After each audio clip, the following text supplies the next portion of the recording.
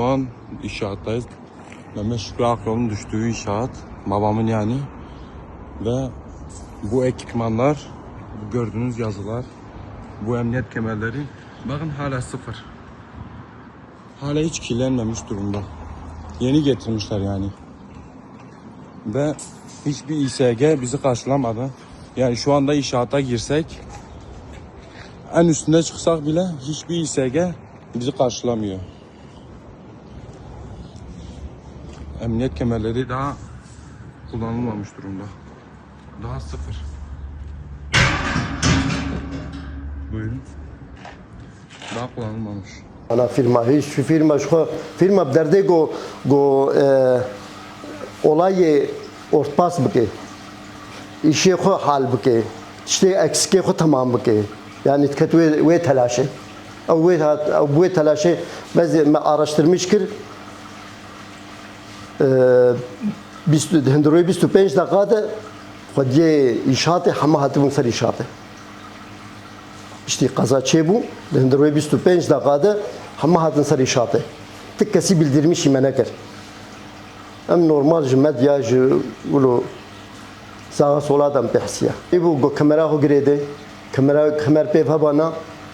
Ev kaza çenet bu. Ayrıyeten go dora binayı file buna. Ve bu kata ser file. Kaza bu bacı bir kata ser file. Yani ev hiç önlem ne bu? Yazılar daha hiç kirlenmemiş.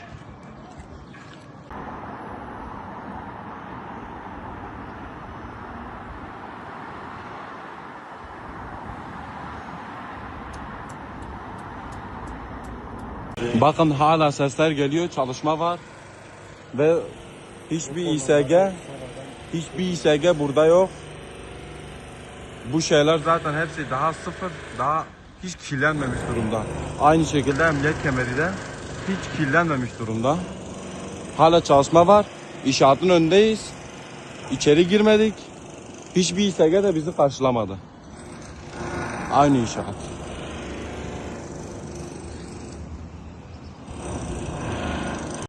Hastaneye geldiğimizde eşimin otopside olduğunu duydum. Önlemi yoktu. Hiçbir güvenlik önlemi yoktu. Eşimin kafasında ne kask var, ne halat var, ne ayakkabısı var, ne günlük evde giydiği elbiselerle gelmişti işe. Hala o elbiseler vardı üzerinde. Düştüğü zaman da hala o elbiseler vardı üzerinde.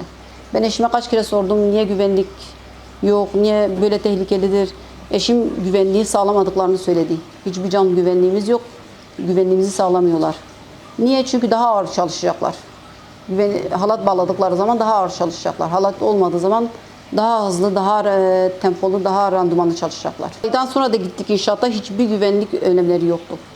Daha sonra takılmıştı. Eşim düştükten sonra onlar eşimle ilgileneceklerine gidip kask, halat, oradaki panolar, bütün onlarla ilgilenmişlerdi. Ben 7 tane çocuğa hem annelik hem babalık yapmak zorunda kaldım. Bu durumda yani ben hem eşimin hakkını hem çocukların hakkını, yetkililer kimse cezalandırılmalarını istiyorum.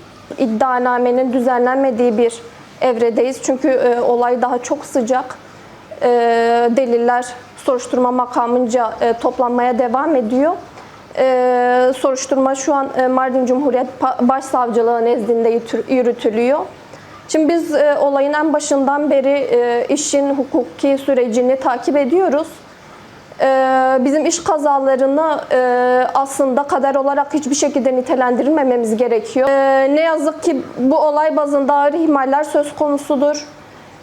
Hatta birce ağır ihmallerin üzerinde olası kasta varacak nitelikte bir sorumluluğun olduğunu düşünüyoruz.